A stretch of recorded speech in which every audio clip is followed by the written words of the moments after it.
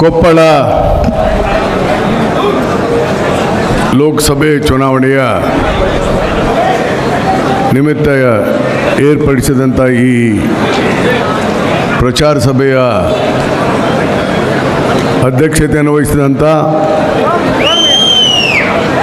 ಆತ್ಮೀಯ ಬಂಧುಗಳು, ಮಾಜಿ ಸಚಿವರು, ಜಿಲ್ಲಾ ಕಾಂಗ್ರೆಸ್ಸಿನ ಅಧ್ಯಕ್ಷರಾದಂಥ ಸನ್ಮಾನ್ಯ ಅಮರೇಗೌಡ್ರೆ, ನಮ್ಮ ಜಿಲ್ಲಾ ಉಸ್ತುವಾರಿ ಮಂತ್ರಿಗಳಾದಂಥ ಶಿವರಾಜ್ ತಂಗಡಗಿಯವರೇ, ಹಿರಿಯ ಮಂತ್ರಿಗಳಾದಂಥ ಸನ್ಮಾನ್ಯ ಶ್ರೀ ಎಚ್ ಕೆ ಪಾಟೀಲ್ರೇ, ಸನ್ಮಾನ್ಯ ಸತೀಶ್ ಜಾರಕಿಹೊಳಿ ಅವರೇ, ನಾಗೇಂದ್ರ ಅವರೇ, ವೇದಿಕೆ ಮೇಲೆ ಇರುವಂಥ ಎಲ್ಲ ಶಾಸಕ ಮಿತ್ರರೇ, ಮಾಜಿ ಶಾಸಕರೇ, ಗಣ್ಯಮಾನ್ಯರೇ, ಪಕ್ಷದ ಎಲ್ಲ ಹಿರಿಯ ಮುಖಂಡರೇ, ಇಲ್ಲಿ ಬಂದಿರುವಂಥ ಎಲ್ಲ ಕಾಂಗ್ರೆಸ್ ಪಕ್ಷದ ಕಾರ್ಯಕರ್ತರೇ, ಪ್ರಮುಖ ಮುಖಂಡರೇ, ಮಾಧ್ಯಮ ಸ್ನೇಹಿತರೆ, ನಿಮ್ಮೆಲ್ಲರಿಗೂ ನಮಸ್ಕಾರ. ಈಗಾಗಲೇ ನಿಮ್ಗೆ ಗೊತ್ತಿದ್ದಂತೆ ನಮ್ಮ ದೇಶದಲ್ಲಿ ಲೋಕಸಭೆಗೆ 543 ಲೋಕಸಭಾ ಕ್ಷೇತ್ರಕ್ಕೆ ಸಾರ್ವತ್ರಿಕ ಚುನಾವಣೆ ಪ್ರಾರಂಭ ಆಗಿದೆ. ಜೂನ್ 1ನೇ ತಾರೀಕು ಕೊನೆ ಹಂತದ ಲೋಕಸಭಾ ಚುನಾವಣೆ, 4ನೇ ತಾರೀಕು ಫಲಿತಾಂಶ, ಜೂನ್ 6 ನಂತರ ಹೊಸ ಲೋಕಸಭೆ ಅಸ್ತಿತ್ವಕ್ಕೆ ಬಂದು ಹೊಸ ಸರ್ಕಾರ ಮುಂದಿನ 5 ವರ್ಷಗಳ ಕಡೆ ಆಳುವಂಥ ಹೊಸ ಸರ್ಕಾರದ ಸ್ಥಾಪನೆ ಆಗಬೇಕು. ಆ ಹಿನ್ನೆಲೆಯಲ್ಲಿ ಕರ್ನಾಟಕದಲ್ಲೂ ಕೂಡ ಏನು 28 ಲೋಕಸಭಾ ಕ್ಷೇತ್ರ ಇದೆ, ಅದರಲ್ಲಿ ಮೇ 7ನೇ ತಾರೀಕು ನಮ್ಮ ಕೊಪ್ಪಳ ಲೋಕಸಭೆಗೆ 2ನೇ ಹಂತದಲ್ಲಿ ಚುನಾವಣೆ ನಡೀತಾ ಇದೆ. ಈಗ ನಮ್ಮ ಅಭ್ಯರ್ಥಿಯಾಗಿ, ಕಾಂಗ್ರೆಸ್ ಪಕ್ಷದ ಅಭ್ಯರ್ಥಿಯಾಗಿ ರಾಜಶೇಖರ್ ಹಿಟ್ನಾಳ್ ಅವ್ರನ್ನ ನಾವೆಲ್ಲರೂ ಕೂಡ ಒಮ್ಮತದಿಂದ ನೀವು ಅಭ್ಯರ್ಥಿ ಆಗಬೇಕಂತ ಹೇಳಿ ತೀರ್ಮಾನ ಮಾಡಿ, ಪಕ್ಷವೂ ಕೂಡ ತೀರ್ಮಾನ ಮಾಡಿ ನಿಮ್ಮೆಲ್ಲರ ಒಂದು ಆಶೀರ್ವಾದದಿಂದ ಅವ್ರನ್ನ ಉಮೇದುವಾರನ್ನಾಗಿ ನಾವು ನಿಲ್ಲಿಸಿದ್ದೇವೆ. ಈಗಾಗಲೇ ಅವರು ನಾಮಪತ್ರವನ್ನು ಕೊಟ್ಟಿದ್ದಾರೆ. ದಯಮಾಡಿ ಎಲ್ಲ ಮೊದಲನೇದಾಗಿ ನಮ್ಮ ಪ್ರಮುಖ ಮುಖಂಡರು, ಕಾರ್ಯಕರ್ತರು ದೊಡ್ಡ ಜವಾಬ್ದಾರಿ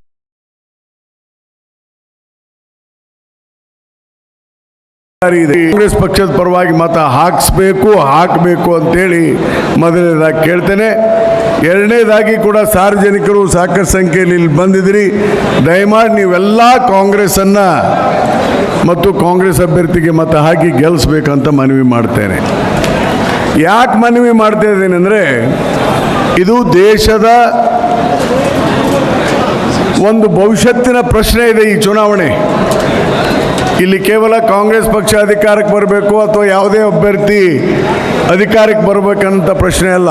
ಇಲ್ಲಿ ನಮ್ಮ ಮುಂದಿರುವಂಥ ಪ್ರಶ್ನೆ ಇಡೀ ದೇಶದ ಭವಿಷ್ಯದ ಪ್ರಶ್ನೆ. ಇವತ್ತು ನಮಗೆ ಪ್ರತಿಸ್ಪರ್ಧಿ ಕರ್ನಾಟಕದಲ್ಲಿ ನಾನು ಹೇಳ್ತಾ ಇರೋದು ಭಾರತೀಯ ಜನತಾ ಪಕ್ಷ ಮತ್ತು ಅವರ ಮಿತ್ರ ಪಕ್ಷದ ಒಡಂಬಡಿಕೆಯ ಪಕ್ಷ JDS, ಇಬ್ಬರು ಸೇರಿ ಈಗ ಮೈತ್ರಿ ಪಕ್ಷ ನಮ್ಮ ಕರ್ನಾಟಕದಲ್ಲಿ ಅವರು ನಮಗೆ ಪ್ರತಿಸ್ಪರ್ಧಿ. ದೇಶದಲ್ಲಿ ವಿವಿಧ ಭಾಗಗಳಲ್ಲಿ ಬೇರೆ ಬೇರೆ ರಾಜಕೀಯ ಪಕ್ಷಗಳು ಕಾಂಗ್ರೆಸ್ಗಿದೆ. ಈ ಸಾರಿ ಕಾಂಗ್ರೆಸ್ 543 ಲೋಕಸಭಾ ಕ್ಷೇತ್ರದಲ್ಲಿ 302 ಲೋಕಸಭಾ ಕ್ಷೇತ್ರಕ್ಕೆ ಅಭ್ಯರ್ಥಿಗಳನ್ನು ಹಾಕಿದ್ದಾರೆ. BJP ಕೂಡ 543 ಅಭ್ಯರ್ಥಿಗಳನ್ನು ಹಾಕಲಿಕ್ಕಾಗಿಲ್ಲ. ಯಾಕಂದರೆ ಅವ್ರ ಮಿತ್ರ ಪಕ್ಷಗಳಿಗೆ ಅವರು ಬಿಟ್ಟಿದ್ದಾರೆ, ನಾವು ಮಿತ್ರ ಪಕ್ಷಗಳಿಗೆ ಅಭ್ಯರ್ಥಿಗಳನ್ನು ಬಿಟ್ಟಿದ್ದೇವೆ. ಅವರು ಸ್ವಲ್ಪ ರೂಲಿಂಗ್ ಇರೋದ್ರಿಂದ ಒಂದು 100 ಜನ ಅಭ್ಯರ್ಥಿಗಳನ್ನು ಜಾಸ್ತಿ ಹಾಕಿರ್ಬೋದು. ಹೀಗಾಗಿ ಭಾರತೀಯ ಜನತಾ ಪಕ್ಷದ ಮುಖಂಡರು ಏನು ಮಾತಾಡ್ತಾರಲ್ಲಿ one man show. One man show ಅಂದರೆ ಸರ್ವೇ ನರೇಂದ್ರ ಮೋದಿ ಅವರೇನು ಹೇಳ್ತಾರೆ ಅಂದರೆ ನಮಗೆ 370 ಸೀಟ್ BJP ಬರ್ತದೆ ಅನ್ನೋಂಥ ಮಾತನ್ನು ಹೇಳ್ತಾರೆ. 370 ಸೀಟ್ ಇಡೀ ಇತಿಹಾಸದಲ್ಲಿ ಬಂದೇ ಇಲ್ಲ. ಕಾಂಗ್ರೆಸ್ಗೆ ಒಂದೇ ಸಾರಿ ಬಂದಿದೆ ಇಡೀ ಒಂದು ಈ ಲೋಕಸಭಾ ಚುನಾವಣೆ ಇತಿಹಾಸದಲ್ಲಿ. ಒಂದೇ ಒಂದು ಸಲ 400ಕ್ಕಿಂತ ಹೆಚ್ಚು ಸೀಟ್ ಬಂದಿದ್ದು ಕಾಂಗ್ರೆಸ್ಸಿಗೆ ಮಾತ್ರ. ಅದು ಸ್ಪೆಷಲ್ ಸರ್ಕಮ್ಸ್ಟೆನ್ಸಸ್. ಇವತ್ತು BJPಗೆ ದೇಶದಲ್ಲಿ ಓಟ್ ಎಷ್ಟು ಬಂದಿದೆ? ಕಳೆದ ಅತಿ ಹೆಚ್ಚು ಪಾಪ್ಯುಲಾರಿಟಿ ಇದ್ದಂಥ ಸಂದರ್ಭ ಇಡೀ ದೇಶದಲ್ಲಿ BJPಗೆ ಬಂದಿರೋದು ಕೇವಲ 35% ಆಲ್ ಇಂಡಿಯಾ ಲೆವೆಲ್, 35. ಕಾಂಗ್ರೆಸ್ಗೆ 20% ಬಂತವತ್ತು. ಆದರೆ ಮಿತ್ರ ಪಕ್ಷಗಳ ಸಹಾಯದಿಂದ 45%ಗೆ ಅವ್ರಿಗೆ ಹೋದರು. ನಾವು ಅಟ್ಟೆ ಬಂದಿದ್ದೇವೆ. ಆದರೆ ನಮ್ಮ ಮತಗಳ ಸಂಖ್ಯೆ ಕಮ್ಮಿ ಆಗಿಲ್ಲ. ಲೋಕಸಭಾ ಕ್ಷೇತ್ರದಲ್ಲಿ ಸಂಖ್ಯೆಗಳ ಸಂಖ್ಯೆ ಕಡಿಮೆ ಆಗಿರ್ಬೋದು. ಆದರೆ ಈ ಸಾರಿ ಹಾಗಾಗಲ್ಲ. ಈ ಸಾರಿ ಆಲ್ ಇಂಡಿಯಾದಲ್ಲೂ ಕೂಡ ಕಾಂಗ್ರೆಸ್ ತನ್ನ ಪರಿಸ್ಥಿತಿಯನ್ನು ಸುಧಾರಣೆ ಮಾಡಿಕೊಳ್ತದೆ. ಖಂಡಿತವಾಗಿ 10 ವರ್ಷಗಳ ಕಾಲ ಆಡಳಿತ ಮಾಡಿದಂಥ ಮೋದಿಯವರು ಒಂದೇ ಒಂದು ಜನಪರವಾದಂಥ ಕಾರ್ಯಕ್ರಮಗಳನ್ನು ಕೊಟ್ಟಿಲ್ಲ. ಇವತ್ತು ದೇಶದಲ್ಲಿ ಏನಾದರೂ ಆಗಿದ್ದರೆ ನೀರಾವರಿ ಇರಬಹುದು, ರೈಲ್ವೆ, ರಸ್ತೆ, ಶಾಲೆ, ಕಾಲೇಜು, ರೈತರಿಗೆ ಧನ ಸಹಾಯ, ಉಳುವನೆ ಭೂಮಿ ಒಡೆಯ ಮತ್ತು ರೈತರಿಗೆ ಬಡ್ಡಿ ಸಾಲ ಮನ್ನಾ, ವೃದ್ಧಾಪ್ಯ ವೇತನ, ಅಂಗವಿಕಲರ ವೇತನ, ಗರ್ಭಿಣಿ ಸ್ತ್ರೀಯರಿಗೆ, ಹೆಣ್ಮಕ್ಕಳಿಗೆ ಆಹಾರ ಧಾನ್ಯ ವಿತರಣೆ, ಎಲ್ಲ ರೀತಿಯ ಜನಪರವಾದಂಥ ಕಲ್ಯಾಣ ಕಾರ್ಯಕ್ರಮವನ್ನು ನಿಜವಾದ ರಾಮರಾಜ್ಯ ಅಂತಾರಲ್ಲ, ನಿಜವಾದಂಥ ರಾಮರಾಜ್ಯವನ್ನು ಕೊಟ್ಟದ್ದು ಕಾಂಗ್ರೆಸ್ ಪಕ್ಷ ಅನ್ನೋದನ್ನು ದಯವಿಟ್ಟು ನೆನಪಿಟ್ಕೊಳ್ಳಿ. BJP ಏನೂ ಮಾಡಲಿಲ್ಲ. BJP ದೇಶದಲ್ಲಿ 17 ಸಾರಿ ಆಡಳಿತ ಮಾಡಿದೆ, 17 ವರ್ಷ. ಸನ್ಮಾನ್ಯ ವಾಜಪೇಯಿ ಅವರು 7 ವರ್ಷ, ನರೇಂದ್ರ ಮೋದಿ 10 ವರ್ಷ. ನಾನೀಗ ವಾಜಪೇಯಿ ಅವರ ಕಾಲದ ಬಗ್ಗೆ ಮಾತಾಡಲಿಕ್ಕೆ ಇಷ್ಟಪಡೋದಿಲ್ಲ. ವಾಜಪೇಯಿ ಅವರು ಪ್ರಧಾನಮಂತ್ರಿ ಇದ್ದಾಗ ನಾನು MP ಆಗಿದ್ದೆ. ಅವರ ಕಾರ್ಯವೈಖರಿ ನೋಡಿದ್ದೇನೆ. ಈಗ ನರೇಂದ್ರ ಮೋದಿ ಕಾರ್ಯವೈಖರಿನ ಹೊರಗಿಂದ ನೋಡ್ತಾ ಇದ್ದೇನೆ. Is A dictator. ಅವ್ರ ಪಾರ್ಟಿನಲ್ಲಿ ಏನೂ ಇಲ್ಲ. What is the difference between the Vajpayee and Modi? We have seen. ಅದಕ್ಕೆ ನರೇಂದ್ರ ಮೋದಿ ಗೊತ್ತಿರೋದು ಒಂದೇ, ಹಿಟ್ಲರ್ ಶಾಹಿ. ಏನೂ ಇಲ್ಲ, ಯಾವ ಅಭಿವೃದ್ಧಿ ಕೆಲಸ ಆಗಿಲ್ಲ. 10 ವರ್ಷದಲ್ಲಿ ಅವ್ರು ಕೊಟ್ಟಂಥ ಆಶ್ವಾಸನೆ ಇವತ್ತು ದೇಶದಲ್ಲಿ ನಿರುದ್ಯೋಗ 100 ಯುವಕರಲ್ಲಿ 65% ಆಗಿದೆ. 65% ಈಸ್ ಅನ್ಎಂಪ್ಲಾಯ್ಡ್.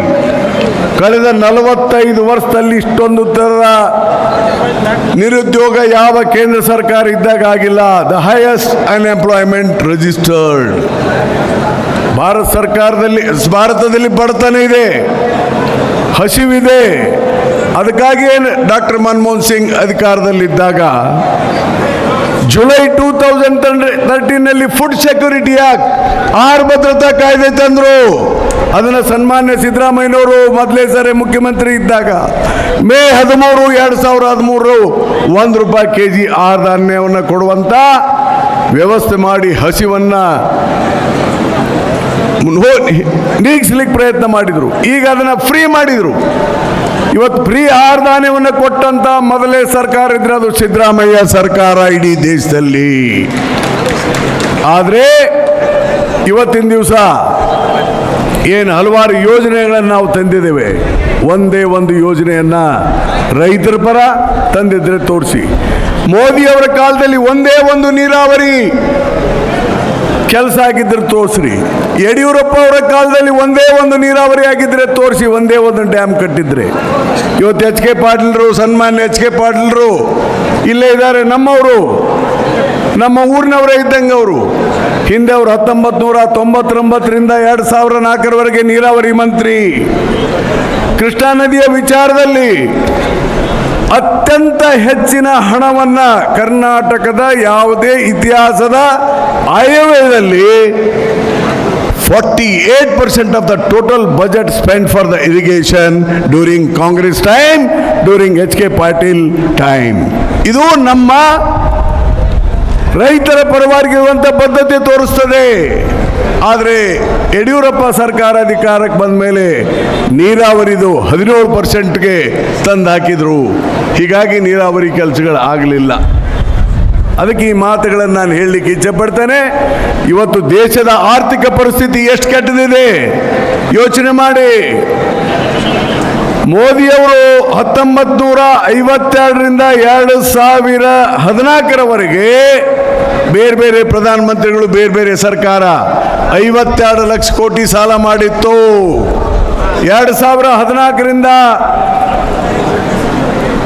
ಈಗ ಅಂದರೆ 2023 10 ವರ್ಷದಲ್ಲಿ 1,30,000 ಕೋಟಿ ಸಾಲ ಮಾಡಿದ್ದಾರೆ ಮೋದಿಯವರು. ನಮ್ಮ ಬಡತನ ವಿಶ್ವದ 107ರಲ್ಲಿತ್ತು. 701 ಕೆಳಗಿಂದ 107 ಸ್ಥಾನದಲ್ಲಿದ್ವಿ. ಈಗ 114ಕ್ಕೆ ಹೋಗಿದೆ.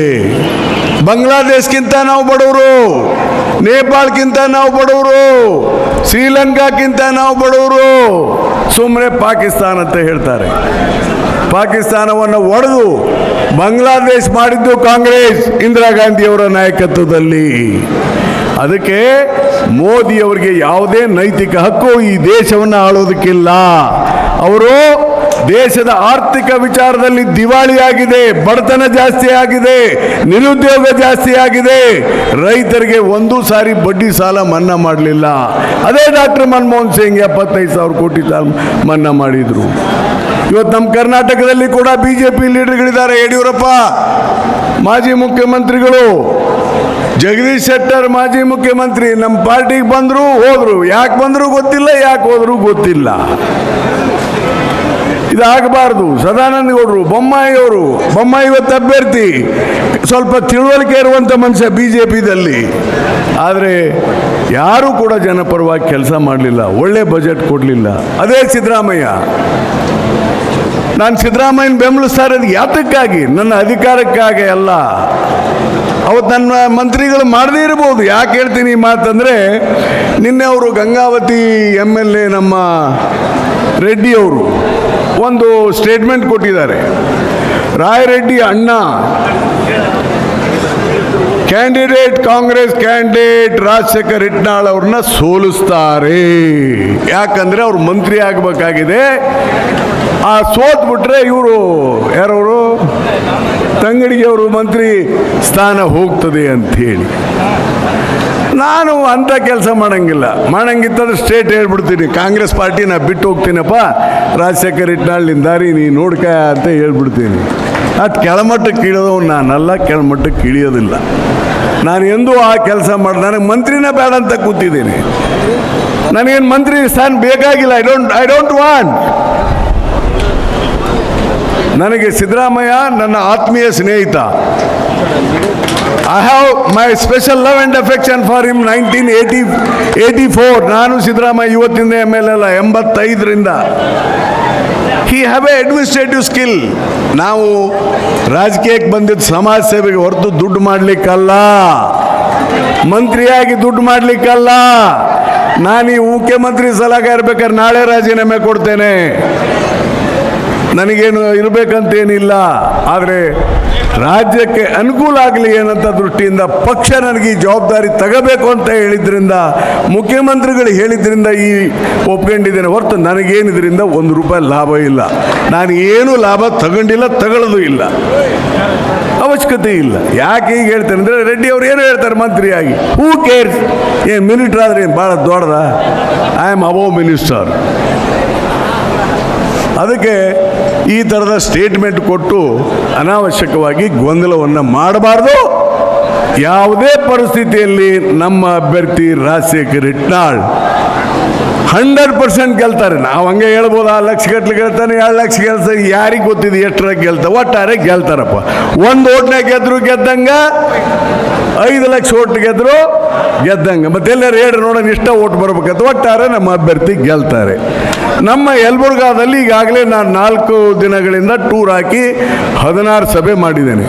ಪ್ರತಿ ಸಭೆಗೆ ಕನಿಷ್ಠ 500 ಜನ ಬಿಸಿಲಿನಲ್ಲಿ, ಉರಿ ಬಿಸಿಲಿನಲ್ಲಿ ನಿಂತ್ಕೊಂಡು ಬರ್ತಾರೆ. ನಾವು ಯಾರನ್ನೂ ಕರೆದಿಲ್ಲ, ಕರೆಯೋದು ಇಲ್ಲ. ನನ್ನ ಕ್ಷೇತ್ರದಲ್ಲಿ ಬಂದಿದ್ದಾರೆ, ಕೇಳಿ ನಮ್ಮ ಜನಗಳು. ನನ್ನ ಅಂದಾಜು 35,000 ನೀರು ಕೊಡಬೇಕಂತ ಕೇಳಿದ್ದೀನಿ ನಾನು. ಆದರೆ 20,000ಕ್ಕಿಂತ ಕಡಿಮೆ ಲೀಡು ನಮ್ಮಲ್ಲಿ ಆಗಲ್ಲ. ನನಗೊಂದು ಅಸೆಸ್ಮೆಂಟ್ ಇದೆ. ನಾನೇನು ಇವತ್ತು ಫಸ್ಟ್ ಟೈಮ್ ಚುನಾವಣೆ ನಿಂತಿಲ್ಲ, ನಾನು 12 ಚುನಾವಣೆ ನಿಂತಿದ್ದೇನೆ. ಬಹುತೇಕ ಮಲ್ಲಿಕಾರ್ಜುನ್ ಖರ್ಗೆ ಅವ್ರ ನಂತರ ನಾನೇ ಹೈಯೆಸ್ಟ್ ಚುನಾವಣೆ ನಿಂತಿರೋನು. ಯಲಬುರ್ಗಾದಲ್ಲಿ ನನಗೂ 10 ಸಲ ಲೀಡ್ ಕೊಟ್ಟಿದ್ದಾರೆ. ನಾನು ಕೊಪ್ಪಳ ಮತದಾರರನ್ನು ವಂದಿಸ್ತೇನೆ. ಕೊಪ್ಪಳ ನನ್ನ ಅತ್ಯಂತ ಪ್ರಿಯ ಕ್ಷೇತ್ರ. ಅಂದ್ಕೂಡಲೇ ಮತ್ತೆ ನಾಳೆ ಕೊಪ್ಪಳ ಮೇಲಕ್ಕೆ ಬಂದುಬಿಡ್ತೀರಿ ಅಂತೇಳಿ ಬರ್ತೀನಿ. ಬೇಕಾದ್ರೆ ರಾಘು ಆಚೆ ಕಡೆ ಹೋಗಂತೀನಿ, ಬಂದ್ರೆ ಏನು ಡೋಂಟ್ ವರಿ. ಅದಕ್ಕೆ ಕೊಪ್ಪಳದಲ್ಲಿ 4 ಸಾರಿ ಪಾರ್ಲಿಮೆಂಟಿನಲ್ಲಿ ಲೀಡ್ ಕೊಟ್ಟಿದ್ದೀರಿ ಜನ, 4 ಚುನಾವಣೆಯಲ್ಲಿ. ಅದಕ್ಕೆ ನಿಮ್ಗೆ ವಂದಿಸ್ತೇನೆ ನಾ ಕೊಪ್ಪಳ ಜನಕ್ಕೆ. 4 ಬಾರಿ ಯಲಬುರ್ಗಾದಲ್ಲಿ ಲೀಡ್ ಕೊಟ್ಟಿದ್ದೀರಿ. ಕೊಪ್ಪಳನೂ ನನಗಷ್ಟೇ ಮಹತ್ವವಾದಂತಹ ವಿಧಾನಸಭಾ ಕ್ಷೇತ್ರ. ನಾನಿವತ್ತು ಪಾರ್ಲಿಮೆಂಟ್ ಮೆಂಬರ್ ಆದದ್ದು ಕಡಿಮೆ ಅವಧಿ, ಭಾಳ ಕಡಿಮೆ ಅವಧಿ. ಆದರೆ 2 ದೊಡ್ಡ ರೈಲ್ವೆ ಲೈನ್ ಮಾಡಿಸ್ದೆ. ಮುನಿರಾಬಾದ್ ಮೆಹಬೂಬ್ ನಗರ್, ಗದಗ ವಾಡಿ. ಇವತ್ತು ನಮ್ಮ ಯಲಬುರ್ಗಾ ಕುಕ್ನೂರಿ ರೈಲ್ವೆ ಲೈನ್ ಆಗಿದೆ.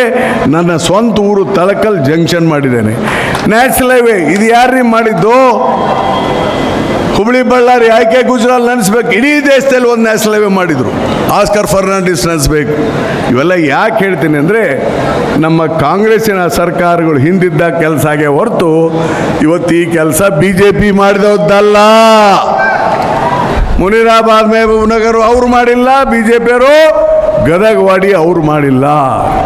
It is purely Congress, because of Siddaramaiah, because of Mallikarjun Kharge, because of Deve Gowda, because of SM Krishna.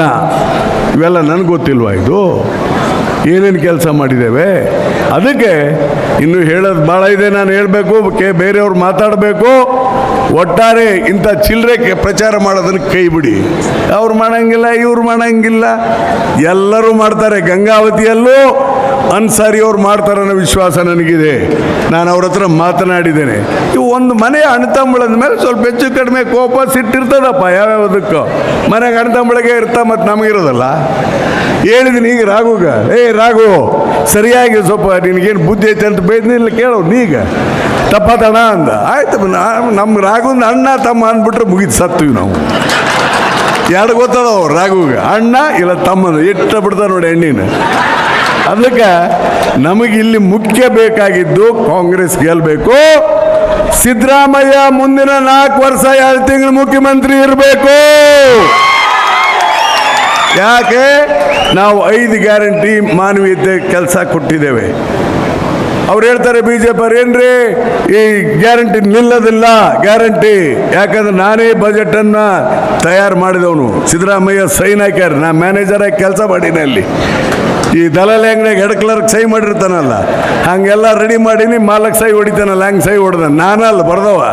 ಮೊನ್ನೆ 52,009 52,009 crores for all these schemes. ಅದಕ್ಕೆ ಹಣ 1,17,00,000 ಕುಟುಂಬಕ್ಕೆ ಬರುತ್ತೆ. 10 kg ಇದು ಆಹಾರ ಧಾನ್ಯ 3,47,00,000 ಜನಕ್ಕೆ ಬರುತ್ತೆ. 1,29,00,000 ಮನೆಗೆ ಕರೆಂಟು ವಿದ್ಯುತ್ ಪೂರೈಕೆ ಆಗುತ್ತೆ. 65 ಲಕ್ಷ ಹೆಣ್ಮಕ್ಳು ದಿವಸ ಬಸ್ನಾಗ ಓಡಾಡ್ತದೆ. ವಿದ್ಯಾರ್ಥಿಗಳಿಗೆ ವೇತನ ಕೊಟ್ಟಿದ್ದೀವಿ. ಎಲ್ಲ ಕೆಲಸಗಳಿಗೆ ಸುಮಾರು 55,000 ಈಗ 52,009 ಕೋಟಿ ಬಜೆಟಲ್ಲಿ ಇಟ್ಟಿದ್ದೇವೆ. ಬಿಲ್ ಪಾಸ್ ಆಗಿದೆ. 3,71,781 ಕೋಟಿ ಬಜೆಟ್ಟು. ನಿನ್ನೆ ನಾನು ಯಾರೋ ಕೇಳಿದ್ರು, ಗಂಡ್ಮಕ್ಳಿಗೆ ಮಾಡಬೇಕಲ್ರಿ ಅಂದರು. ಆಗ್ಲಪ್ಪ, ಮುಂದೇನಾರ ಸಿದ್ದರಾಮಯ್ಯ ಮಂತ್ರಿ ಮಾಡ್ತಾನೆ ಇಲ್ಲೋ ಗೊತ್ತಿಲ್ಲ, ಮಂತ್ರಿ ಮಾಡಿದ್ರೆ ನನ್ನೇ ಫೈನಾನ್ಸ್ ಮಿನಿಸ್ಟರ್ ಮಾಡಪ್ಪ, ಮತ್ತೇನಾರ ಮಾಡಿದಂದ್ರೆ 65 ವರ್ಷ ಇದ್ದವರಿಗೆ ಮಾಡೋಕ್ಕೆ ಹೇಳ್ತೀನಪ್ಪ ಅಂತ ನಾನು ಸುಮ್ಮನೆ ನಮ್ಮ ಪತ್ರಿಕೆಯವ್ರು ಹೇಳಿದೆ. ಯಾಕಂದರೆ ಗಂಡ್ಮಕ್ಳಿಗೆ ಮಾಡಬೇಕು ಅಂತ ಕೇಳಿದರು. ಅದಕ್ಕೆ ನಮ್ಮ ಆದಾಯ ಹೆಚ್ಚಾದರೆ ಖಂಡಿತವಾಗಿ ಸಿದ್ದರಾಮಯ್ಯ ಜನಪರವಾದಂಥ ವ್ಯಕ್ತಿ. ಖಂಡಿತವಾಗಿ ನಮ್ಮದು 4 ಲಕ್ಷ ಕೋಟಿ ಆಗುತ್ತೆ ಈ ಸಾರಿ ಬಡ್ಜೆಟ್ಟು. ಮುಂದಿನ ವರ್ಷ 4.5 ಹೋಗುತ್ತೆ. ಸಂದರ್ಭ ಬರ್ಬೋದು. ಅದಕ್ಕೆ ಜನಪರವಾದಂಥ ಕೆಲಸಕ್ಕೆ, ರೈತರ ಕೆಲಸಕ್ಕೆ, ಇವ್ರ ಕೆಲಸಕ್ಕೆ, ಹೆಣ್ಮಕ್ಕಳು ಮಾನ್ಯರು ಕರ್ನಾಟಕದ ಫಲವಾಗಿ ನೀವು ಕಾಂಗ್ರೆಸ್ಗೆ ಮತ ಹಾಕಬೇಕು. ಅದಕ್ಕೆ ಇಲ್ಲಿ ನಮ್ಮ ಅಭ್ಯರ್ಥಿ ರಾಜಶೇಖರ್ ಹಿಟ್ನಾಳ್ ಅವ್ರು ಗೆಲ್ಲಿಸ್ಬೇಕು. ಮಾಡ್ತಾರೆ ಅಪಪ್ರಚಾರ ಮಾಡೋರು 28 ಮಾಡ್ತಾರೆ. ನಮಗೆ ಬೇಕಾಗಿದ್ದು ಕಾಂಗ್ರೆಸ್, ನಮಗೆ ಬೇಕಾಗಿದ್ದು ಸಿದ್ದರಾಮಯ್ಯ ಸರ್ಕಾರ. ಆ ಒಳಿತಿಗಾಗಿ ನಮ್ಮ ಅಭ್ಯರ್ಥಿನ ದಯಮಾಡಿ ಆರಿಸ್ಬೇಕು. ಏನೋ ಸಣ್ಣ ಪುಟ್ಟ ಕಾರ್ಯಕರ್ತರು ಅಲ್ಲಿ ಇಲ್ಲಿ ಕೊಪ್ಪಳದಾಗರ ಇರಲಿ, ಯಲಬುರ್ಗಾಗಿರಲಿ, ಗಂಗಾವತಿಗಿರಲಿ, ಸಿಂಧೂರು ಎಲ್ಲರೂ ಹೆಚ್ಚು ಕಮ್ಮಿ ಇದ್ದರು ಎಲ್ಲರೂ ದಯಮಾಡಿ ಒಂದಾಗಿ ತಾವೆಲ್ಲ ಕಾರ್ಯಕರ್ತರು ಹೋಗಿ ಮನೆ ಮನೆಗೆ ಹೋಗಿ ನಮ್ಮ ಅಭ್ಯರ್ಥಿ ಗುರುತಾದಂಥ ಹಸ್ತಕ್ಕೆ ಮತ ಹಾಕಿ ನಮ್ಮ ಅಭ್ಯರ್ಥಿಯನ್ನು ಗೆಲ್ಲಿಸ್ಬೇಕಂತ ಕೇಳ್ತೇನೆ. ನಮಸ್ಕಾರ, ಎಲ್ಲರಿಗೂ ವಂದನೆಗಳು. ಇಲ್ಲಿಯವರೆಗೂ ಸವಿಸ್ತಾರವಾಗಿ ಮಾತನಾಡಿದಂಥ ಬಸವರಾಜ ರಾಯರೆಡ್ಡಿ ಸಾಹೇಬರಿಗೆ ಧನ್ಯವಾದಗಳು. ಈಗ ಬಳ್ಳಾರಿ ಜಿಲ್ಲಾ ಉಸ್ತುವಾರಿ ಸಚಿವರಾಗಿರ್ತಕ್ಕಂಥ ವಾಲ್ಮೀಕಿ ಸಮಾಜದ ಬಹುದೊಡ್ಡ ನಾಯಕರಾಗಿರ್ತಕ್ಕಂಥ ನಮ್ಮ ನಾಗೇಂದ್ರ ಸಾಹೇಬರು ಕೂಡ ತಮ್ಮನ್ನು ಉದ್ದೇಶಿಸಿ 2 ಮಾತುಗಳಲ್ಲಿ ಮಾತನಾಡಬೇಕು ಅಂತೇಳಿ ವಿನಂತಿ ಮಾಡ್ತೀನಿ. ಬೋಲೋ ಕಾಂಗ್ರೆಸ್ ಪಾರ್ಟಿಗೆ. ಈಗಾಗಲೇ ಕೂಡ ಸಮಯ ಭಾಳ ಆಗಿದೆ, ಆದರೂ ಕೂಡ ತಮ್ಮ ಒಂದು ಉತ್ಸಾಹ ನೋಡ್ತಾ ಇದ್ರೆ ನಾನು ಕೂಡ 1-2 ಮಾತು ಮಾತಾಡಬೇಕಂತೇಳಿ ತೊಗೊಂಡು ಇವತ್ತು ಸ್ಟೇಜಿಗೆ ಬಂದಿದ್ದೀನಿ. ಇವತ್ತು ಸಮಯ 3 ಗಂಟೆ ಆದರೂ ಕೂಡ ತಮ್ಮ ಉತ್ಸಾಹ ಕಾಂಗ್ರೆಸ್ ಪಾರ್ಟಿ ಮೇಲೆ ನೋಡ್ತಾ ಇದ್ದರೆ ಬಹುಶಃ ನಮ್ಮ ರಾಜಶೇಖರ್ ಹಿಟ್ನಾಳ್ ಅವರು ಸುಮಾರು ನನಗೆ ತಿಳಿದಂಗೆ 2-2.5 ಲಕ್ಷ ಅಂತರದಲ್ಲಿ ಗೆಲ್ಲಿಯೋದು ಗ್ಯಾರಂಟಿ ಅನ್ನುವಂಥ ವಿಚಾರವನ್ನು ತಿಳಿಸ್ಲಿಕ್ಕೆ ಭಾಳ ಹೆಮ್ಮೆ ಆಗುತ್ತೆ. ಇವತ್ತು ನಾಮಪತ್ರ ಸಲ್ಲಿಕೆ ಮಾಡಿ ಈ ಒಂದು ವೇದಿಕೆಗೆ ಅನೇಕ ಗಣ್ಯರು ಇವತ್ತು ಬಂದಿದ್ದಾರೆ. ನನಗಿಂತ ಪೂರ್ವದಲ್ಲಿ ಎಲ್ಲ ಕೂಡ ಮಾತಾಡಿದ್ದಾರೆ. ಆದರೆ ಒಂದು ಮನವಿಯನ್ನು ನಮ್ಮ ಕೊಪ್ಪಳದ ಜನತೆಗೆ ನಾನು ಮಾಡಲಿಕ್ಕೆ ನಾನು ಬಂದಿದ್ದೀನಿ. ಕಳೆದ 2 ಬಾರಿ ಕೂಡ ಈ ಕುಟುಂಬದವರು ಅನೇಕ ಬಾರಿ ಕೂಡ ತಮ್ಮ ಚುನಾವಣೆಗಳನ್ನು ನಿಲ್ಲಬೇಕು ಮಾಡಬೇಕಂದಾಗ ತಮ್ಮ ಆಶೀರ್ವಾದ ಪಡಲಿಕ್ಕೆ ಬಂದಿದ್ರಿ. ಆದರೆ ಇವತ್ತು ಒಂದು ಜನಗಳ ಪರ ಇರಬೇಕಂತೇಳಿ, ಕಷ್ಟಕ್ಕೆ ಕೆಲಸ ಮಾಡಬೇಕಂತೇಳಿ ಒಂದು ಉತ್ಸಾಹದಿಂದ ಎಷ್ಟು ಬಾರಿ ಕೂಡ ಕಳ್ಕೊಂಡ್ರು ಕೂಡ ಮತ್ತೊಮ್ಮೆ ಈ ಚುನಾವಣೆ ಅಖಾಡದಲ್ಲಿ ನಮ್ಮ ರಾಜಣ್ಣವರು ಇವತ್ತು ನಿಂತಿದ್ರಲ್ಲ, ಅವ್ರಿಗೆ ತಾವೆಲ್ಲರೂ ಕೂಡ ಈ ಬಾರಿ ಮಾತ್ರ ಖಂಡಿತವಾಗಿ ಆಶೀರ್ವಾದ ಮಾಡಬೇಕಂತೇಳಿ ತಮ್ಮಲ್ಲಿ ಕೇಳ್ಕೊತಾ ಇದ್ದೀನಿ. ಇವತ್ತು ಬಹುಶಃ ಅಣ್ಣ ರಾಘಣ್ಣ ಇವತ್ತು ನಮ್ಮ ಅಸೆಂಬ್ಲಿಯಲ್ಲಿ ಭಾಳ ಗರ್ಜನೆ ಮಾಡ್ತಾ ಇರ್ತಾರೆ. ಆದರೆ ಡೆಲ್ಲಿ ಇಷ್ಟುವರೆಗೆ ಕೊಪ್ಪಳ ಜನತೆಗೆ ಖಾಲಿಯಾಗಿತ್ತು. ಆದರೆ ಈ ಬಾರಿ ಮಾತ್ರ ಮಾನ್ಯ ಸಿದ್ದರಾಮಯ್ಯ ಸಾಹೇಬರ ಒಂದು ಆಶೀರ್ವಾದದಿಂದ, DK ಶಿವಕುಮಾರ್ ಸಾಹೇಬರ ಒಂದು ಆಶೀರ್ವಾದದಿಂದ ಈ ಬಾರಿ ನಮ್ಮ ರಾಜಣ್ಣವರು ಡೆಲ್ಲಿಯಲ್ಲಿ ಗರ್ಜನೆ ಮಾಡೇ ಮಾಡ್ತಾರೆ ಅಂತೇಳಿ ಕೂಡ ಹೇಳ್ತಾ ಇದ್ದೀನಿ. ತಾವೆಲ್ಲರೂ ಕೂಡ ಒಟ್ಟಾಗಿ ಇದೇ ಉತ್ಸಾಹದಿಂದ ನಮ್ಮ ಕಾಂಗ್ರೆಸ್ ಪಕ್ಷದ ಮೇಲೆ ಇಟ್ಕೊಂಡು ಇವತ್ತು ನಮ್ಮ ಬಳ್ಳಾರಿ ಜಿಲ್ಲೆಗೆ ಸಿರುಗುಪ್ಪ ಕ್ಷೇತ್ರ ಕೂಡ ಬರುತ್ತೆ. ಇಲ್ಲೇ ನನ್ನ ಸೋದರರಾದಂಥ ನಮ್ಮ ನಾಗರಾಜಣ್ಣವರಿದ್ದಾರೆ. ನಾವು ಚಾಲೆಂಜ್ ಮಾಡಿ ಹೇಳ್ತೇವೆ, ಕಳೆದ ಬಾರಿ ಅವ್ರಿಗೆ ಬಂದಿದ್ದಕ್ಕಿಂತ 30,000 ರಿಂದ 35,000 ನಮ್ಮ ತಾಲೂಕಿನಿಂದ ನಾವು ಮೆಜಾರಿಟಿ ಕೊಡ್ತೀವಿ ಅಂತ ಹೇಳ್ತಾ ಇದ್ದೀವಿ. ತಾವೆಲ್ಲರೂ ಕೂಡ ಕೊಪ್ಪಳದ ಜಿಲ್ಲೆಯ ಈಗ ತಾನೇ ತಮ್ಮನ್ನು ಉದ್ದೇಶಿಸಿ ಮಾತಾಡಿದಂಥ ರಾಯರೆಡ್ಡಿ ಸಾಹೇಬರು ಅವರು ತಮ್ಮ ಭಾಷಣದಲ್ಲಿ ತಮ್ಮ ಅನಿಸಿಕೆ ಜೊತೆಗೆ ತಮ್ಮ ಆಸೆಗಳನ್ನು ಕೂಡ ಹೇಳಿಬಿಟ್ರು. ತಾವು ಆರ್ಥಿಕ ಮಂತ್ರಿ ಆಗಬೇಕಂತೇಳಿ ಆ ಭಗವಂತನನ್ನು ಪ್ರಾರ್ಥನೆ ಮಾಡ್ತೀವಿ, ಸಿದ್ದರಾಮಯ್ಯ ಸಾಹೇಬ್ರನ್ನು ಪ್ರಾರ್ಥನೆ ಮಾಡ್ತೀವಿ, ನಮ್ಮ DK ಶಿವಕುಮಾರ್ ಸಾಹೇಬ್ರನ್ನು ಪ್ರಾರ್ಥನೆ ಮಾಡ್ತೀವಿ, ಖರ್ಗೆ ಸಾಹೇಬ್ರನ್ನು ಪ್ರಾರ್ಥನೆ ಮಾಡ್ತೀವಿ, ರಾಹುಲ್ ಗಾಂಧಿ ಅವರಿಗೂ ಪ್ರಾರ್ಥನೆ ಮಾಡ್ತೀವಿ. ಅವರಿಗೆ ಮುಂದೆ ಬರೋ ದಿನಗಳಲ್ಲಿ ಆರ್ಥಿಕ ಮಂತ್ರಿ, ಫೈನಾನ್ಸ್ ಮಿನಿಸ್ಟರ್ ಮಾಡಿ ಅಂತೇಳಿ ಕೂಡ ಕೇಳ್ತೀವಿ. ತಮ್ಮ ಕ್ಷೇತ್ರದಿಂದ ಅತ್ಯಂತ ಹೆಚ್ಚಿನ ಬಹುಮತಗಳನ್ನು ಕೊಟ್ಟರೆ ಅದು ಖಂಡಿತವಾಗಿ ನೆರವೇರುತ್ತೆ ಅನ್ನುವಂಥ ವಿಚಾರವನ್ನು ತಿಳಿಸಿ ತಾವೆಲ್ಲರೂ ಕೂಡ ಉತ್ಸಾಹದಿಂದ ಇದ್ದೀರಿ. ಇದೇ ಉತ್ಸಾಹ ಇಟ್ಕೊಂಡು ಈ ಚುನಾವಣೆಯಲ್ಲಿ ನಮ್ಮ ರಾಜಣ್ಣನವ್ರನ್ನ ಡೆಲ್ಲಿಯಲ್ಲಿ ಗರ್ಜನೆ ಮಾಡಲಿಕ್ಕೆ ಕಳಿಸ್ಬೇಕಂತೇಳಿ ಕೇಳಿ ಮತ್ತೊಮ್ಮೆ ನಮ್ಮ ಕೊಪ್ಪಳ ಜಿಲ್ಲೆಗೆ ಬಂದು ನನ್ನ ಸಮಾಜ ವಾಲ್ಮೀಕಿ ಸಮಾಜ ಇವತ್ತು ನಿಮ್ಮ ಜೊತೆಗಿದೆ, ಕಾಂಗ್ರೆಸ್ ಪಕ್ಷಕ್ಕೆ ಇದೆ ಅನ್ನುವಂಥ ವಿಚಾರವನ್ನು ತಿಳಿಸಿ ಪರಿಶಿಷ್ಟ ಪಂಗಡದ ಕಲ್ಯಾಣ ಸಚಿವನಾಗಿ ಹೇಳಿ ಈ ಭಾಗದಲ್ಲಿ ನಮ್ಮ ಸಮಾಜವನ್ನು ಒಗ್ಗೂಡಿಸಿ ಕಾಂಗ್ರೆಸ್ ಪರವಾಗಿ ನಾವು ಮತಗಳನ್ನು ಕೊಟ್ಟು ಎಲ್ಲ ಸಮಾಜಗಳ ಜೊತೆಗೆ ಒಟ್ಟಾಗಿ ಇದ್ಕೊಂಡು ಎಲ್ಲ ಸಮಾಜವನ್ನು ಒಗ್ಗೂಡಿಸ್ಕೊಂಡು ಹೋಗುವಂಥದ್ದು ಕಾಂಗ್ರೆಸ್ ಪಾರ್ಟಿ ಆಗಿದೆ. ಈ BJP ಡೋಂಗಿಗಳ ಪಕ್ಷಕ್ಕೆ ಯಾರು ಕೂಡ ಮತ ಕೊಡಬೇಡ್ರಿ.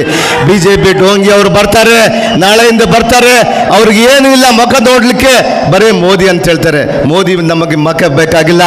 ನಮ್ಮ ಸಿದ್ದರಾಮಯ್ಯ ಸಾಹೇಬರು, ನಮ್ಮ ಪಂಚ ಗ್ಯಾರಂಟಿಗಳು, ನಮ್ಮ ಕಾಂಗ್ರೆಸ್ ಬೇಕಂತೇಳಿ ತಾವೆಲ್ಲರೂ ಕೂಡ ಮತ ಕೊಡಬೇಕಂತೇಳಿ ಕೇಳಿ ತಮಗೆ ಇಷ್ಟೆಲ್ಲ ಮಾತಾಡಲಿಕ್ಕೆ ಅವಕಾಶ ಕೊಟ್ಟಂಥ ಕೊಪ್ಪಳ ಜನತೆಗೆ, ನಮ್ಮ ಅಣ್ಣ ತಂಗಿಯರು, ಅಕ್ಕ ತಂಗಿಯರಿಗೆ ನಮಸ್ಕಾರ ಮಾಡಿ ನಮ್ಮ ರಾಜಣ್ಣನವ್ರನ್ನ ಅತ್ಯಂತ ಹೆಚ್ಚಿನ ಬಹುಮತದಿಂದ ಗೆಲ್ಲಿಸಬೇಕು. ಅವರು ಒಂದು ಒಳ್ಳೆ ಉತ್ಸಾಹದಿಂದಿದ್ದಾರೆ. ಇವತ್ತು ಕೆಲಸ ಮಾಡಬೇಕು, ಬಡವರ ಪರ ಇರಬೇಕನ್ನುವಂತೇಳಿ ಒಂದು ಅವಕಾಶವನ್ನು ತಾವು ಕೊಡಬೇಕಂತೇಳಿ ಕೇಳಿ ನನ್ನ ಮಾತುಗಳನ್ನು ಮುಗಿಸ್ತಾ ಇದ್ದೀನಿ. ಜೈ ಹಿಂದ್, ಜೈ ಕಾಂಗ್ರೆಸ್. ಧನ್ಯವಾದಗಳು ನಾಗೇಂದ್ರ ಸಾಹೇಬರಿಗೆ. ಈಗ ಈ ಸಭೆಯನ್ನು ಉದ್ದೇಶಿಸಿ ಇನ್ನೋರ್ವ ಮಾಜಿ ಸಂಸದರು ವಾಲ್ಮೀಕಿ ಸಮಾಜದ ಬಹುದೊಡ್ಡ ನಾಯಕರಾಗಿರ್ತಕ್ಕಂಥ ಉಗ್ರಪ್ಪ ಸಾಹೇಬರು ಕೂಡ ತಮ್ಮನ್ನು ಉದ್ದೇಶಿಸಿ 2 ಮಾತುಗಳನ್ನು ಮಾತನಾಡಬೇಕು ಅಂತ ಹೇಳಿ ಅವರಲ್ಲಿ ವಿನಂತಿಯನ್ನು ಮಾಡ್ತಾ ಇದ್ದೇನೆ.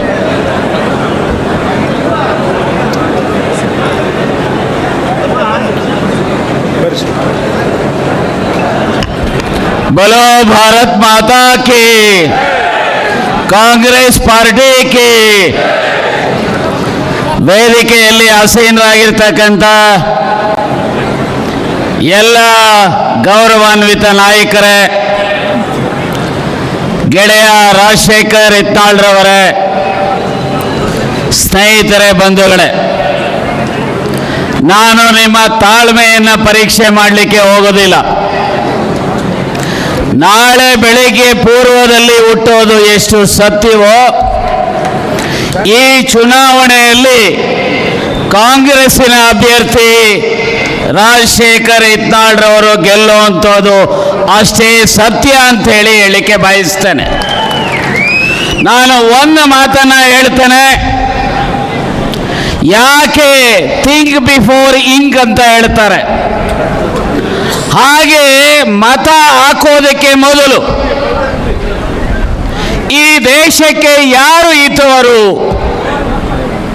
ಕಾಂಗ್ರೆಸ್ಸಿನ ನೇತೃತ್ವದ ಇಂಡಿಯಾನ ಅಥವಾ ಬಿಜೆಪಿಯ ನೇತೃತ್ವದ NDAನ? ಬಹುಶಃ ಈ ದೇಶದಲ್ಲಿ ಅತ್ಯಂತ ಸುಳ್ಳು ಹೇಳುವ ಸಮಯ ಸಾಧಕ ಕುತಂತ್ರ ರಾಜಕಾರಣಿ ಯಾರಾದರೂ ಇದ್ರೆ ಅದು ಮಿಸ್ಟರ್ ಮೋದಿ ಅನ್ನೋದನ್ನ ನೀವೆಲ್ಲರೂ ಸಹ ಅರ್ಥ ಮಾಡ್ಕೋಬೇಕು. ನೆನ್ನೆ ಒಂದು ಹೇಳಿಕೆಯನ್ನು ಮಾಡಿದ್ದಾರೆ, ನಾನು ನಿಮ್ಮ ಮೂಲಕ ಕೇಳಿಕೆ ಬಯಸ್ತೇನೆ. ಯಾವ ಚುನಾವಣಾ ಬಾಂಡ್ಗಳ ಮೂಲಕ ಸುಮಾರು 6,000 ಕೋಟಿಗೂ ಹೆಚ್ಚು ಬಿಜೆಪಿನವರು ಲಂಚದ ರೂಪದಲ್ಲಿ ಅನೇಕ ಜನ ಇಂಡಸ್ಟ್ರಿಯಲಿಸ್ಟ್ ಇಂದ ಪಡೆದಿದ್ರಲ್ಲ, ಈ ದೇಶದ ಸುಪ್ರೀಂ ಕೋರ್ಟ್ ಆ ಬಾಂಡ್ಗಳನ್ನು ಕ್ಯಾನ್ಸಲ್ ಮಾಡಿದ್ರೆ ನೆನೆ ಬಿಗೆ ಪ್ರಧಾನಮಂತ್ರಿ ಪಶ್ಚಾತ್ತಾಪ ಪಡ್ತಾರೆ, ಬಾಂಡ್ಗಳನ್ನು ಕ್ಯಾನ್ಸಲ್ ಮಾಡಿದವರು ಅಂತ ಹೇಳಿದ್ದಾರೆ. ಆದರೆ ಈ ದೇಶ ಅದರ ಜೊತೆಗೆ ಭ್ರಷ್ಟಾಚಾರ ಜಾಸ್ತಿ ಆಗುತ್ತೆ ಅಂತ ಹೇಳ್ತಾರೆ. ನಾನು ಇಷ್ಟೇ ಹೇಳ್ತೇನೆ, ಯಾವ ದೇಶದ ಕಾವಲುಗಾರ ಅಂತ ಹೇಳ್ತಾ ಇದೆಯಲ್ಲಪ್ಪ ಮಿಸ್ಟರ್ ಮೋದಿ, ಹೇಗ್ರಿ ಭ್ರಷ್ಟಾಚಾರ ಜಾಸ್ತಿ ಆಗುತ್ತೆ? Being A prime minister supreme ಕೋರ್ಟಿನ ಆದೇಶವನ್ನು ಧಿಕ್ಕರಿಸುವಂತ ಮಾತನಾಡಿದ್ದೀರಿ ಅಂತ ಹೇಳಿದ್ರೆ, ದೇಶದಲ್ಲಿ ಪ್ರಜಾಪ್ರಭುತ್ವವನ್ನು ಮುಗಿಸ್ತಕ್ಕಂಥ ನಿಮ್ಮ ಯೋಚನೆ ಇದೆಯಲ್ಲ, ಹಾಗಾಗಿ ಆ ಯೋಚನೆಯನ್ನು ನೀವೆಲ್ಲರೂ ಸಹ ಅರ್ಥ ಮಾಡ್ಕೋಬೇಕು. ಇವತ್ತು ದೇಶದಲ್ಲಿ ಸಂಘರ್ಷ ನಡೀತಾ ಇರುವಂಥದ್ದು, ಒಂದು ಕಡೆ ಸರ್ವಾಧಿಕಾರಿ ಪ್ರವೃತ್ತಿಯ ಮಿಸ್ಟರ್ ಮೋದಿ, ಇನ್ನೊಂದು ಕಡೆ ಪ್ರಜಾಪ್ರಭುತ್ವವನ್ನು ಈ ದೇಶಕ್ಕೆ ಸ್ವಾತಂತ್ರ್ಯವನ್ನು ತಂದುಕೊಟ್ಟಂತ ಕಾಂಗ್ರೆಸ್ಸು. ಹಾಗಾಗಿ ಪ್ರಜಾಪ್ರಭುತ್ವ ಉಳಿಬೇಕಾದ್ರೆ, ಈ ದೇಶದ ಸಂವಿಧಾನ ಉಳಿಬೇಕು ಅನ್ನೋ ಹಾಗಿದ್ರೆ ಈ ಚುನಾವಣೆಯಲ್ಲಿ ಕಾಂಗ್ರೆಸ್ಸಿನ ಅಭ್ಯರ್ಥಿಗಳನ್ನು ಆಯ್ಕೆ ಮಾಡಿ ಕಳಿಸ್ತಕ್ಕಂಥದ್ದು ನಿಮ್ಮೆಲ್ಲರ ಜವಾಬ್ದಾರಿ ಇದೆ. ಆ ಕೆಲಸವನ್ನು ತಾವು ಮಾಡಬೇಕು ಅಂತೇಳಿ ಅತ್ಯಂತ ವಿನಮ್ರವಾಗಿ ವಿನಂತಿಸಿ ನನ್ನ 4 ಮಾತನ್ನು ಮುಗಿಸ್ತೇನೆ. ಜೈ ಹಿಂದ್, ಜೈ ಕರ್ನಾಟಕ ಮಾತೆ, ಜೈ ಕಾಂಗ್ರೆಸ್. ಉಗ್ರಪ್ಪ ಸಾಹೇಬರಿಗೆ ಧನ್ಯವಾದಗಳು. ಈಗ ಕೊಪ್ಪಳ ಲೋಕಸಭಾ ಕ್ಷೇತ್ರದ ಕಾಂಗ್ರೆಸ್ ಪಕ್ಷದ ಅಭ್ಯರ್ಥಿಯಾಗಿರ್ತಕ್ಕಂಥ ಸನ್ಮಾನ್ಯ ರಾಜಶೇಖರ್ ಹಿಟ್ನಾಳ್ ಅವರು ಕೂಡ ತಮ್ಮನ್ನು ಉದ್ದೇಶಿಸಿ 2 ಮಾತುಗಳನ್ನು ಮಾತನಾಡಲಿದ್ದಾರೆ. ಲೋಕಸಭಾ ಚುನಾವಣೆಯ ಪ್ರಚಾರ ಸಭೆಯಲ್ಲಿ ಭಾಗವಹಿಸಿರ್ತಕ್ಕಂಥ ಹಿರಿಯರು, ಕಾನೂನು ಸಚಿವರಾಗಿರ್ತಕ್ಕಂಥ HK ಪಾಟೀಲ್ ಸಾಹೇಬ್ರವರೇ, ಮತ್ತೋರ್ವ ಹಿರಿಯರು ಲೋಕೋಪಯೋಗಿ ಸಚಿವರಾಗಿರ್ತಕ್ಕಂಥ ಸತೀಶ್ ಜಾರಕಿಹೊಳಿ ಅಣ್ಣವರೇ, ಮತ್ತೋರ್ವ ಹಿರಿಯರು ಮಾಜಿ ಉಪಮುಖ್ಯಮಂತ್ರಿ ಆಗಿರ್ತಕ್ಕಂಥ ಲಕ್ಷ್ಮಣ್ ಸವದಿ ಸರ್ ಅವರೇ, ಮತ್ತೋರ್ವ ಸಹೋದರಾಗಿರ್ತಕ್ಕಂಥ ವಸಂತ್ ಕುಮಾರ್ ಅಣ್ಣವರೇ, ಮತ್ತೋರ್ವ ಹಿರಿಯರು ತಂದೆ ಸಮಾನರಾಗಿರ್ತಕ್ಕಂಥ ರಾಯರೆಡ್ಡಿ ಸಾಹೇಬ್ರವರೇ, ಸಹೋದರಾಗಿರ್ತಕ್ಕಂಥ ರಾಘವೇಂದ್ರ ಹಿಟ್ನಾಳ್ ಅವರೇ, ಮಾಜಿ ಸಂಸದರಾಗಿದ್ದ ಉಗ್ರಪ್ಪಣ್ಣವರೇ, ಮತ್ತೋರ್ವ ಹಿರಿಯರು ಸಚಿವರಾಗಿರ್ತಕ್ಕಂಥ ಶಿವರಾಜಣ್ಣ ತಂಗಡಿಗಿರವರೇ, ಮತ್ತೋರ್ವ ಹಿರಿಯರಾಗಿರ್ತಕ್ಕಂಥ ಮಾಜಿ ಶಾಸಕರಾಗಿರ್ತಕ್ಕಂಥ ಅಂಬ್ರೇಗೌಡ ಸಾಹೇಬರು ಬಯ್ಯಾಪುರವರೇ, ಮತ್ತೋರ್ವ ಸೋದರಾಗಿರ್ತಕ್ಕಂಥ ನಾಗರಾಜಣ್ಣವರೇ, ಮತ್ತೋರ್ವ ಹಿರಿಯರು ಸೋದರಾಗಿರ್ತಕ್ಕಂಥ ಗಯ್ಯಪ್ಪಣ್ಣವರೇ, ಮತ್ತೋರ್ವ ಹಿರಿಯರು ಶಾಸಕರಾಗಿರ್ತಕ್ಕಂಥ ಬಸವಗೌಡ ತುರ್ವಾಣ್ಣವರೇ, ಮತ್ತೋರ್ವ ಸೋದರಾಗಿರ್ತಕ್ಕಂಥ ನಾಗರಾಜಣ್ಣವರೇ, ಮತ್ತೋರ್ವ ಹಿರಿಯರ ಸೋದರಾಗಿರ್ತಕ್ಕಂಥ ಎಚ್ ಆರ್ ಶ್ರೀನಾಥನ್ ಮಾಜಿ ಸಚಿವರಾಗಿರ್ತಕ್ಕಂಥ ಮಲ್ಲಿಕಾರ್ಜುನವರೇ, ಮತ್ತೋರ್ವ ಸೋದರಾಗಿರ್ತಕ್ಕಂಥ ಬಸವಗೌಡ ಬಾದರ್ಲಿರವರೇ, ವೇದಿಕೆ ಮೇಲೆ ಆಸೀನರಾಗಿರ್ತಕ್ಕಂಥ ಎಲ್ಲ ಗೌರವಯುತ ಗಣ್ಯಮಾನ್ಯರಲ್ಲಿ ಆಗಮಿಸಿರ್ತಕ್ಕಂಥ ಎಲ್ಲ ಆತ್ಮೀಯ ಬಂಧುಗಳೇ, ಈಗಾಗಲೇ ನಮ್ಮೆಲ್ಲ ಮುಖಂಡರು ಕೂಡ ಕಾಂಗ್ರೆಸ್ ಪಕ್ಷ ಏನೇನು ಅಭಿವೃದ್ಧಿ ಮಾಡಿದೆ ಅನ್ನೋದ್ರ ಬಗ್ಗೆ ಮಾತಾಡಿದ್ದಾರೆ. ಅದ್ರ ಜೊತೆಯಲ್ಲಿ ಇವತ್ತು ನಮ್ಮ ಕುಟುಂಬ 2ನೇ ಬಾರಿಗೆ ಲೋಕಸಭೆಯಲ್ಲಿ ಸ್ಪರ್ಧೆ ಮಾಡ್ತಾ ಇದೆ. 2 ಬಾರಿ ಈ ಹಿಂದೆ ಲೋಕಸಭೆಯಲ್ಲಿ ಸ್ಪರ್ಧೆ ಮಾಡಿದ್ವಿ. ಇವಾಗ 3ನೇ ಬಾರಿ ನಮ್ಮ ಎಲ್ಲ ಮುಖಂಡರ ಒಮ್ಮತದ ಅಭಿಪ್ರಾಯ ಮತ್ತು ಆಶೀರ್ವಾದದಿಂದ ನನ್ನನ್ನು ಕಾಂಗ್ರೆಸ್ ಪಕ್ಷದ ಅಭ್ಯರ್ಥಿಯನ್ನಾಗಿ ಮಾಡಿದ್ದಾರೆ. ಹಿಂದೆ ಏನಂದ್ರೆ 2 ಚುನಾವಣೆ ಕೂಡ ತಾವೆಲ್ಲರೂ ಹೆಚ್ಚಿನ ಸಂಖ್ಯೆಯಲ್ಲಿ ಬೆಂಬಲಿಸಿದಾಗ ಕೂಡ ಕಡಿಮೆ ಅಂತರದಿಂದ ಸೋಲಾಗಿತ್ತು. 3ನೇ ಬಾರಿ ನನ್ನನ್ನು ಅಭ್ಯರ್ಥಿಯನ್ನಾಗಿ ಮಾಡಿದ್ದಾರೆ. ತಮ್ಮಲ್ಲೆಲ್ಲರಿಗೂ ಕಾಲು ಮುಗಿದು ವಿನಂತಿಯನ್ನು ಮಾಡ್ತೇನೆ, ತಾವೆಲ್ಲರೂ ಕೂಡ ಅತಿ ಹೆಚ್ಚು ಮತಗಳನ್ನು ಹಾಕ್ಸೋರ ಮೂಲಕ ಆಶೀರ್ವಾದವನ್ನು ಮಾಡಬೇಕಂತೇಳಿ ತಮ್ಮರೆಲ್ಲರ ಕಾಲಿಗೆ ನಮಸ್ಕರಿಸಿ ವಿನಂತಿಯನ್ನು ಮಾಡಿಕೊಂಡು ನನ್ನ 4 ಮಾತಿಗೆ ವಿರಾಮ ಹೇಳ್ತೀನಿ. ಜೈ ಹಿಂದ್, ಜೈ ಕಾಂಗ್ರೆಸ್. ಮತವನ್ನು ಕೇಳುವುದ್ರ ಮೂಲಕ ವಿನಂತಿಯನ್ನು ಮಾಡಿಕೊಂಡಿರ್ತಕ್ಕಂಥ ರಾಜಶೇಖರ ಧನ್ಯವಾದಗಳು. ಮಾತಾಡ್ತಾರೆ ಸರ್. ಎಲ್ಲ ನಮ್ಮ ಲೋಕಸಭಾ ಕ್ಷೇತ್ರದಿಂದ ಬಂದಂಥ ಎಲ್ಲ ನನ್ನ ಹಿರಿಯರೇ, ಆತ್ಮೀಯರೇ, ಎಲ್ಲರೂ ಟೈಮ್ ಆಗಿದೆ, ಊಟದ ಟೈಮ್ ಆಗಿದೆ, ನಿಮಗೆ ತೊಂದರೆ ಕೊಡೋಂಗಿಲ್ಲ. ನಾನು ಒಂದೇ ಒಂದು ವಿನಂತಿಯನ್ನು ಮಾಡ್ತೀನಿ. ಈ ಸತೆ ರಾಜಶೇಖರ್ ಇಟ್ನಾಳ್ ಅವ್ರನ್ನ ಗೆಲ್ಲಿಸಿ ಅವರಿಗೆ ಡೆಲ್ಲಿ ಕಳಿಸುವಂಥ ಕೆಲಸವನ್ನು ಪ್ರಾಮಾಣಿಕವಾಗಿ ನಾವೆಲ್ಲರೂ ಮಾಡೋಣ ಅಂತಂತೇಳಿ ವೇದಿಕೆ ಮೇಲಿದ್ದಂಥ ನಮ್ಮ ಜಿಲ್ಲಾ ಅಧ್ಯಕ್ಷರು ಎಲ್ಲರಿಗೆ ಧನ್ಯವಾದಗಳು ಹೇಳಬೇಕಾಗಿತ್ತು. ಅವ್ರಿಗೆ ಸ್ವಲ್ಪ ಗಂಟ್ಲ ಪೇನ್ ಇರೋದ್ರಿಂದ ನಾನು ಎಲ್ಲರಿಗೆ ಬಂದವರಿಗೆ, ಕಾರ್ಯಕ್ರಮದಲ್ಲಿ ಭಾಗಿಯಾದವರಿಗೆ ಎಲ್ಲರಿಗೆ ವಿಶೇಷವಾದ ಅಭಿನಂದನೆಗಳು ಹೇಳ್ತೀನಿ. ನಿಮ್ಮ ಕ್ಷೇತ್ರ